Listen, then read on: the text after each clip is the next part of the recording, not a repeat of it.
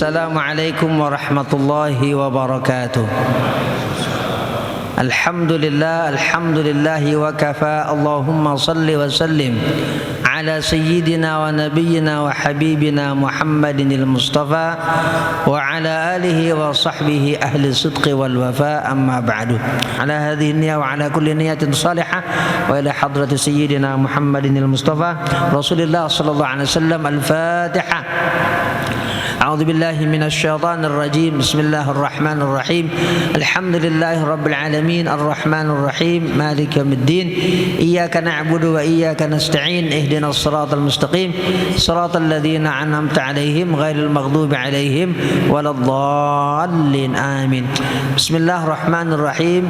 باب فضل السنن الراتبة قبل الفرائض وبعدهن وبيان عددهن.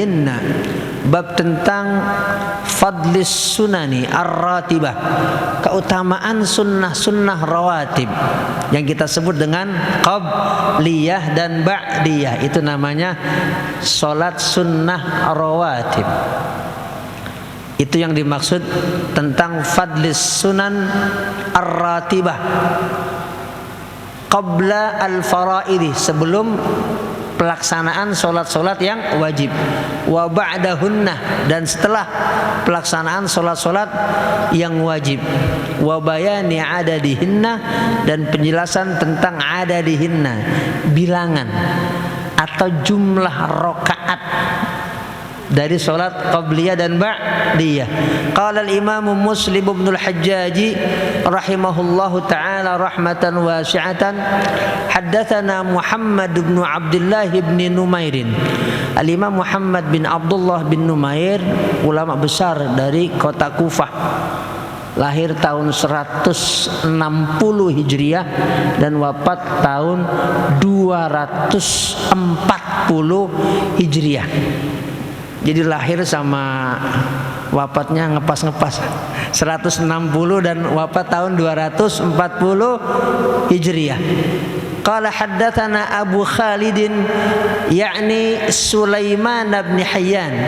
Al-Imam Abu Khalid yang namanya Sulaiman bin Hayyan juga ulama yang berasal dari kota Kufah, lahir tahun 114 Hijriah dan wafat tahun 189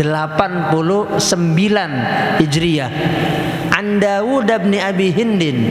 Al-Imam Daud bin Abi Hindin, bapaknya Abu Hindin namanya Dinar. Jadi Al-Imam Daud bin Dinar. Kalau ini ulama dari kota Basrah. Kalau tadi dua-duanya dari kota Kufah, ini ulama dari kota Basrah.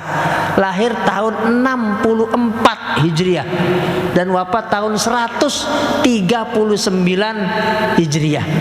Al-Imam Daud bin Abi Hindin. Anin Nu'man bin Salimin. Al-Imam Nu'man bin Salim dan juga perawi setelahnya, yaitu An Amr bin Ausin. Dua-duanya dari, biasa kalau kita ada yang umroh itu ke Taif. Jadi imam yang riwayat ini ada dua orang, yaitu Amr bin Aus dan Imam Nu'man bin Salim. Dua-duanya dari kota Taif, tempat juga dakwahnya Rasulullah sallallahu alaihi wasallam. Yang satu tidak dicatat juga oleh para ulama kapan lahir, yang dua juga enggak ada dicatat. Jadi tidak ada catatan, tapi tahun wafatnya dicatat oleh para ulama yang memang ahli dalam membukukan para perawi hadis dari Rasulullah sallallahu alaihi wasallam. Imam Nu'man bin Salim wafat tahun 120 Hijriah. 120 Hijriah. Sedangkan satunya lagi yaitu Al-Imam Amr bin Aus, wafatnya tahun 91 Hijriah. Yang satu 120 Hijriah, yang satu 91 Hijriah. Adapun tabi'in yang meriwayatkan hadis ini yang dikatakan oleh Al-Imam Amr bin Aus, qala haddatsani an Basatu bin Abi Sufyan, Ini Anbasah bin Abi Sufyan, seorang tabi'in, tapi merupakan keluarga dari istri Rasulullah Sallallahu Alaihi Wasallam yang nanti kita baca ini. Namanya Ummu Habibah radhiyallahu anha. Ummu Habibah. Jadi Anbasah bin Abi Sufyan yang masuk keluarga besar dari istri Rasulullah Sallallahu Alaihi Wasallam, ini adik kakak dengan Ummu Habibah binti Abi Sufyan. Jadi ada Muawiyah bin Abi Sufyan, ada Anbasah bin Abi Sufyan, ada istri Rasulullah Sallallahu Alaihi Wasallam namanya Ummu Habibah, yang juga masuk dalam sanad atau mata rantai ini. Ummu Habibah binti Abi Sufyan, namanya Romlah. Nama Ummu Habibah itu kunyah. Kalau namanya Romlah, sekarang udah langka tuh nama tuh. Disangka kalau nama Romlah tuh kayaknya nama dulu itu. Padahal itu Gusmus, Pak Jagus, istri Rasulullah Sallallahu Alaihi Wasallam yang meriwayatkan hadis ini. Nah, ini Anbasah bin Abi Sufyan diriwayatkan hadisnya fi maradihi alladhi mata fihi. Jadi saat sakit di mana nanti sakitnya itu dia wafat menemui ajal. Dia meriwayatkan hadis bi haditsin yatasarru ilaihi. Meriwayatkan hadis kemudian dia karena dalam kondisi sakit agak lirih, yatasarru ilaihi, agak lirih suaranya. Meriwayatkan kepada Amr bin Aus, tabi'in.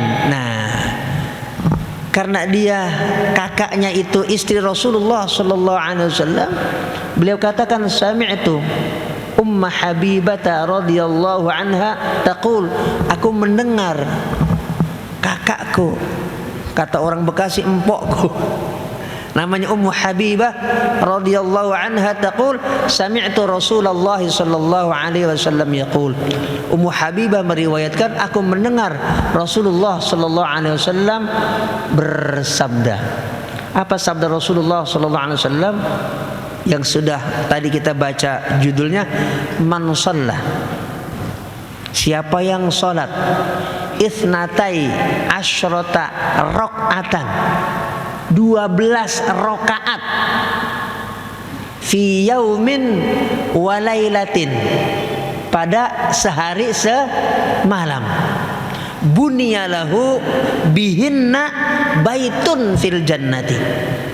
Siapa yang sholat sehari semalam 12 rakaat, nanti pada hari akhirat Allah akan bangunkan, Allah akan buatkan satu rumah, satu istana fil jannah, di surganya Allah Subhanahu wa ta'ala. Ini yang dimaksud 12 rakaat yang tadi kita sudah sampaikan di awal judul hadis ini. Namanya sholat sunnah rawatib. Apa itu sholat sunnah rawatib? Sholat sunnah qabliyah dan sholat sunnah ba'diyah yang mengiringi sholat-sholat fardu yang 5 waktu. Apa saja itu? Nah, tadi diriwayatkan dalam hadis yang kedua dari sahabat Abdullah bin Umar radhiyallahu anhu. Shallaitu ma'a Rasulillah sallallahu alaihi wasallam. Aku salat bersama Rasulullah sallallahu alaihi wasallam. Apa salat Rasulullah sallallahu alaihi wasallam yang kemudian diikuti oleh sahabat Abdullah bin Umar bin Khattab radhiyallahu anhuma? Qabla adh-dhuhri sajdataini wa ba'daha sajdataini wa ba'dal maghribi sajdataini wa ba'dal isya'i sajdataini wa ba'dal jumu'ati sajdataini. Yang dimaksud sajdataini dalam hadis riwayat Abdullah bin Umar dalam Sahih Muslim adalah rakaataini, 2 rakaat. Aku sholat bersama Rasulullah sallallahu alaihi wasallam. Maksudnya aku ngikutin apa yang dilakukan oleh Rasulullah sallallahu alaihi wasallam tentang sholat qabliyah dan sholat ba'diyah. Pertama, sebelum zuhur 2 rakaat. Yang kedua, ba'diyah zuhur 2 rakaat. Yang ketiga, ba'diyah maghrib 2 rakaat. Yang keempat, ba'diyah isya 2 rakaat. Riwayat ini ada ba'diyah Jumat 2 rakaat. Nah, maghrib isya, fa ammal maghribu wal isya'u wal jumu'atu fa shallaitu ma'an nabiy sallallahu alaihi wasallam fi baiti.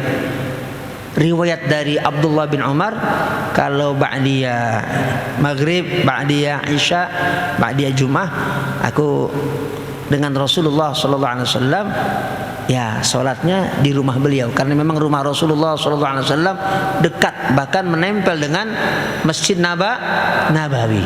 Nah, ini riwayat Imam Muslim dalam Sahih Muslim. Ada juga riwayat dari sahabat Abdullah bin Umar, tidak sebatas dalam Sahih Muslim, juga dalam Sahih Bukhari. Berarti hadisnya muttafaqun alaih, diriwayatkan oleh Imam Bukhari dan Imam Muslim. Apa itu riwayatnya? Dari Imam Bukhari dan Imam Muslim, dari sahabat Abdullah bin Umar bin Khattab radhiyallahu anhuma, hafidtu min Rasulillah sallallahu alaihi wasallam. Aku jaga itu salat sunnah dari Rasulullah sallallahu alaihi wasallam, rakaataini qabla adh-dhuhri wa rakaataini ba'daha wa rakaataini ba'da al-maghribi wa rakaataini ba'da al-isya'i wa rakaataini qabla al-ghadati. Yang aku selalu jaga salat dari Rasulullah sallallahu alaihi wasallam berkaitan dengan salat sunnah qabliyah dan ba'diyah, 2 rakaat sebelum zuhur, 2 rakaat setelah zuhur, 2 rakaat setelah maghrib, 2 rakaat setelah isya, dan 2 rakaat sebelum subuh, qabliyah subuh, yang hadisnya kemarin kita sudah bahas. Itu yang biasa dan mulazamah dilakukan oleh sahabat Abdullah bin Umar bin Khattab radhiyallahu anhuma. Lah, tadi kan ada 12 riwayat Ummu Habibah. Riwayat Abdullah bin Umar berapa itu? 10 apa? 10. Ummu Habibah 12, istri Rasulullah sallallahu alaihi wasallam. Abdullah bin Umar bin Khattab 10.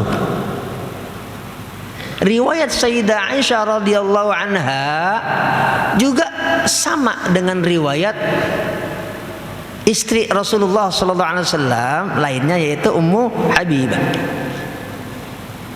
Nah, ada yang tidak diriwayatkan oleh sahabat Abdullah bin Umar bin Khattab tentang qabliyah dan juga ba'diyah. Apa itu? Tambahan 2 rakaat lagi sebelum zuhur. Berarti berapa rakaat? 4 rakaat.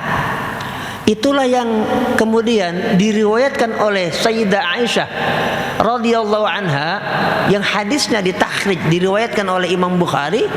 Sayyidah Aisyah meriwayatkan anna Nabiyya sallallahu alaihi wasallam kana la yad'u arba'an qabla adh-dhuhri wa rak'ataini qabla al-ghadati.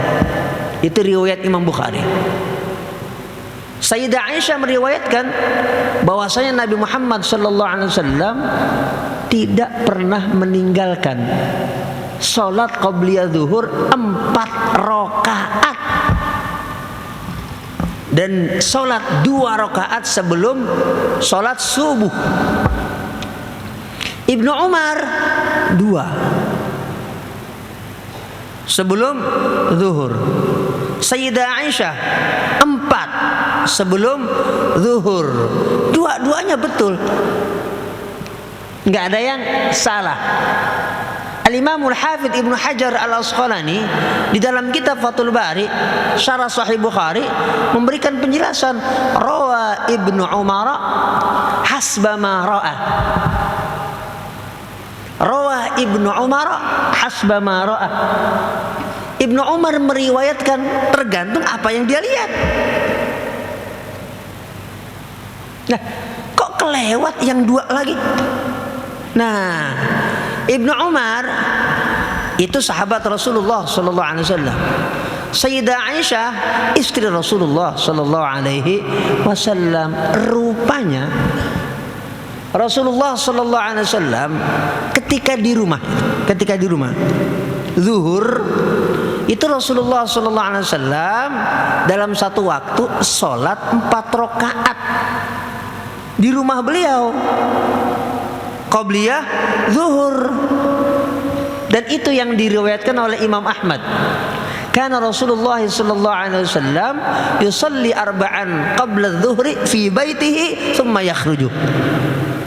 Imam Ahmad meriwayatkan dalam kitab Al-Musnad masih dari Sayyidah Aisyah radhiyallahu anha, Rasulullah sallallahu alaihi wasallam itu salat 4 rakaat qabliyah zuhur di rumah beliau.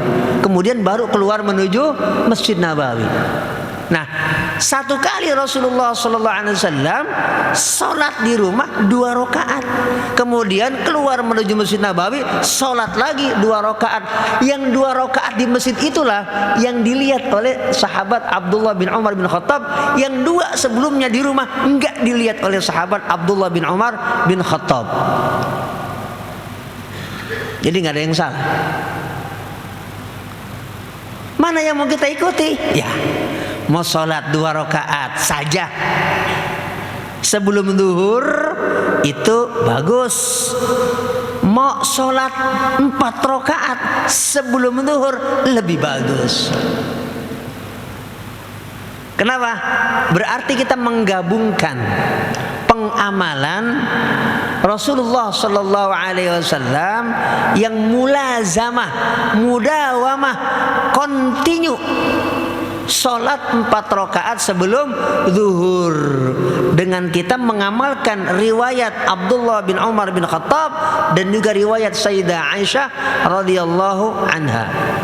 Kalau nggak sempat atau mungkin waktunya sempit, ya sudah kita laksanakan qobliyah zuhur 2 rakaat. Karena ini dua-duanya memang sunnah muakkadah dari Rasulullah sallallahu alaihi wasallam. Hanya tadi cara mengamalkannya dan menggabungkan hadisnya itu seperti itu, dan itu juga yang dilakukan oleh Al-Imam Al-Hafidz Ibnu Hajar Al-Asqalani di dalam kitab Fathul Bari.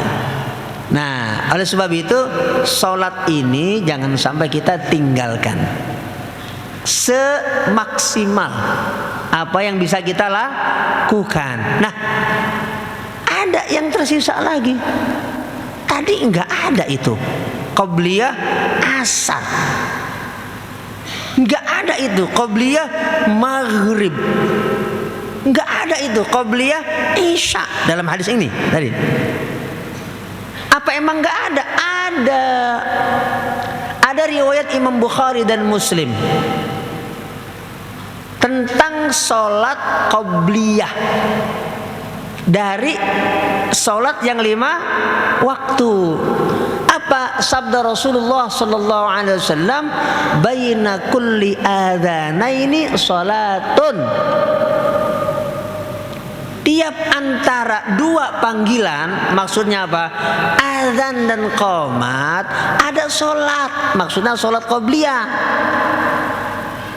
Kalau tadi yang disabdakan oleh Rasulullah sallallahu alaihi wasallam tentang siapa yang sholat 12 rakaat, Allah berikan, Allah buatkan, Allah bangunkan bangunan di surga. Ini bagian yang namanya sunnah muakkadah. Sunnah yang begitu ditekankan untuk kita laksanakan. Kenapa begitu? Karena mulazamah, mudawamah selalu dilaksanakan oleh baginda Nabi Muhammad sallallahu alaihi wasallam. Jadi ada sunnah qauliyahnya, ada sunnah fi'liyahnya. Nah, ini sholat yang qabliyah, qabliyah asar, qabliyah maghrib, qabliyah isya, tetap menjadi bagian sunnah Rasulullah Sallallahu Alaihi Wasallam yang sifatnya sunnah qauliyah, yang diucapkan oleh Rasulullah Sallallahu Alaihi Wasallam. Hadis sahih riwayat Imam Bukhari dan Muslim. Antara setiap dua panggilan ada sholat, dan tidak ada khilaf di antara ulama tentang kesunahan qabliyah maghrib, kesunahan qabliyah asar, dan kesunahan qabliyah isya. Khusus maghrib kayak tadi, hadis khusus dari Rasulullah sallallahu alaihi wasallam. Riwayat Imam Bukhari, Rasulullah sallallahu alaihi wasallam bersabda, "Shallu qabla al-maghribi. Shallu qabla al-maghribi. Shallu qabla al-maghribi." Berapa kali itu Nabi ngomong? Bersabda 3 kali. Salatlah kalian sebelum maghrib. Maksudnya qabliyah. Salatlah kalian sebelum maghrib. Salatlah kalian sebelum maghrib. Nabi kemudian memberikan imbuhan. Pak Jibami, takut nanti diberikan satu kesimpulan oleh yang mendengar di kalangan para sahabat, wajib lagi. Kenapa? Nabi nyuruhnya sampai 3 kali Pak Rahman. Mengajar. Salat kalian qabliyah maghrib. Salat kalian qabliyah maghrib. Salat kalian qabliyah maghrib. Nabi bilang kemudian saat liman sya'a, bagi siapa yang ingin melaksanakan. Berarti kalau nggak dilaksanakan ya tidak dosa, maksudnya gitu. Walaupun Nabi 3 kali menyampaikan sabda shallu qoblal maghrib. Ini riwayat Imam Bukhari loh. Sabda tadi shallu qoblal maghribi, shallu qoblal maghribi, shallu qoblal maghribi liman sya'a. Ini hadis riwayat Imam Bukhari. Nabi sebutkan, Nabi sampaikan liman sya' khasyata ayyat takhidahan nasu sunnatan. Sunnah maksudnya thariqah lazimah, bukan sunnah dalam pengertian fikih. Iya, khawatir Rasulullah Sallallahu Alaihi Wasallam nanti dijadikan oleh banyak orang itu qobliyah maghrib sesuatu yang kudu dilaksanain. Makanya Nabi kasih imbuhan liman sya'ah. Karena kan wa ma arsalnaka illa rahmatan lil alamin. Jadi kalau kita habis adzan kemudian melaksanakan sholat qabliyah maghrib, bagus. Bukan nggak apa-apa, bagus. Kok bagus? Sunnah Rasulullah Sallallahu Alaihi Wasallam. Ya, bukan nggak apa-apa, baik. Kok baik? Karena sunnah Rasulullah Sallallahu Alaihi Wasallam. Kok sunnah? Lah ya ada dalilnya. Ya, hadis riwayat Imam Bukhari. Dan ini bukan bagian yang mansukhah, bukan bagian hadis yang kemudian dihapus pengamalan hukumnya, enggak. Tetap daimatun ila yaumil qiyamah, terus dilaksanakan sampai hari kiamat. Nah, kalau ada ta'arud bainal adillah, ada ya beberapa riwayat yang dhaif, bahkan sangat dhaif, berkaitan dengan misalnya qabliyah asar, nah jangan diamalkan. Maksudnya apa? Kok orang ngamalin yang tidak benar, yang bukan yang enggak benar, yang tidak sahih berkaitan dengan ibadah. Ente kenapa enggak sholat qabliyah? Ada hadisnya, lah kan hadisnya enggak sahih. Dan bukan bagian fadhailul a'mal. Arti ini bagian yang ditinggalin sama dia, enggak termasuk fadhail. Kan bagian yang dilaksanakan ada. Biasanya fadhail itu dilaksanain, ini enggak dilaksanain. Jangan diamalkan hadis yang tidak sahih berkaitan dengan tadi hukum. Ini kan hukum, ya, hukum sunnah atau tidak sunnah. Kalau bagian fadail yang sifatnya motivasi, itu jumhur al-muhadditsin, mayoritas para pakar hadis termasuk al-Imamul Hafidz Ibnu Hajar al-Asqalani membolehkan mengamalkan hadis yang dhaif, tapi tidak sangat dhaif, tapi bukan untuk hukum. Untuk apa? Fadailul a'mal, untuk motivasi ibadah. Boleh. Bukan kata saya, ini kajian ilmiah. Kadang ada orang yang alergi dengan hadis dhaif. Ini saya sampaikan, ini ilmiah nih. Ya, nggak boleh. Dhaifnya ngelampangan mana dulu? Ya, ini jumhur al-muhaddisin, mayoritas ahli hadis. Ya, mayoritas ahli hadis untuk hadis yang dhaif tapi tidak tingkatan sangat dhaif, dhaifun jiddan, apalagi yang sampai masuk tingkatan maudhu, nggak boleh. Ya, yang boleh itu hadis dhaif. Dhaif maksudnya dhaif saja agamanya. Boleh diamalkan tapi untuk fadail a'mal. Kalau untuk hukum nggak boleh. Hukum itu maksudnya wajib, sunnah, makruh, haram, dan bagian-bagian hukum nggak boleh.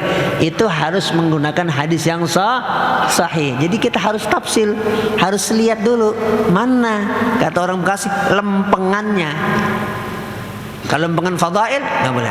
Ini lempengan hukum. Itu jangan.